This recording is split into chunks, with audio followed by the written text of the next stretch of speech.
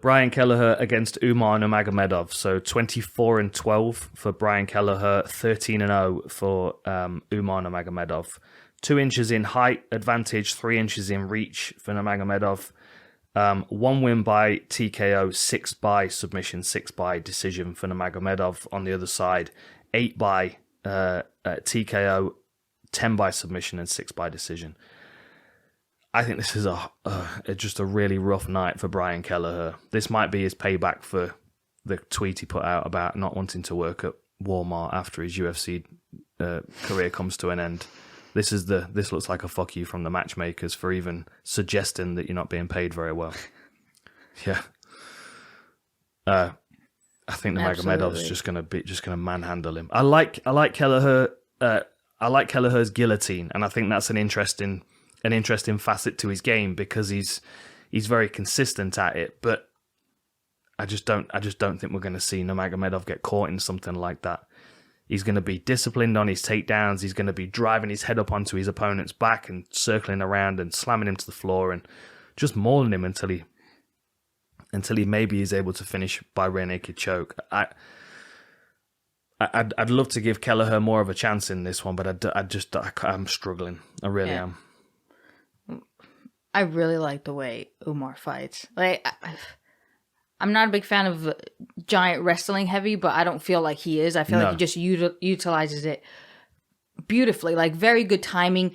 He kicks you, and, like kicks are great up the middle, but also draws you into a punch into square hips, and that's when he goes for a takedown. Mm-hmm. He kind of enjoys the striking so much that he doesn't push for the wrestling, but when it's there, he does take full advantage of it. Mm-hmm, and it's just a very smart approach in his striking on the ground to set up for rear naked chokes, to set up for any type of submission, which, yeah, I really like. Mm-hmm. I wonder how much extra boxing he's going to do, because I know, like Khabib said, I want him to introduce the Tyson style of boxing, which is really going to add to his kicking game. Because if you think, like, you kick and then you land kind of in a shorter pocket than you would if you just step in, because and your weight's kind of coming forward. So once it does, that style will really suit him. And I wonder how he's going to implement that, because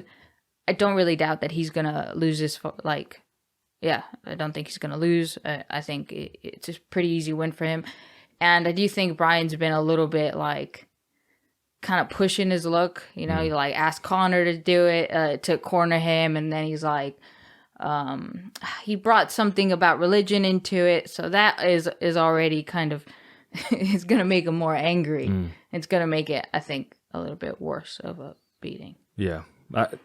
Umar's last fight against Sergey Morozov, I watched it again earlier today, and Sergey put up a real tough battle in that fight. He was determined to not quit, even to the point where he went to sleep in the rear naked choke.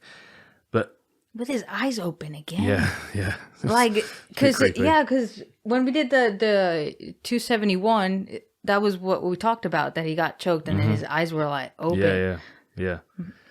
Close your eyes, dude. That's Close your eyes before you get choked unconscious, just for the benefit of everybody watching. Yeah, it looks horrible. I think we might see Kelleher be able to put up a good defense for the first probably 3 or 4 minutes. And I think by the end of the first round, the beginning of the second, I think Nurmagomedov is going to be on his back choking him out. This reminds me of the fight Corey Stanman versus Cody Stamen versus what was the guy's name? It's not his brother or something. Saeed. Yeah, Saeed. Yeah. That's the one. Yeah. Sorry. Okay, so you're going with Nurmagomedov, are you? Yeah. I think that's a pretty... You should just crop that out, that whole part. No, no sense. No, we'll leave that in for you guys. That's what you're saying. See how bad I am with names. It's just horrible.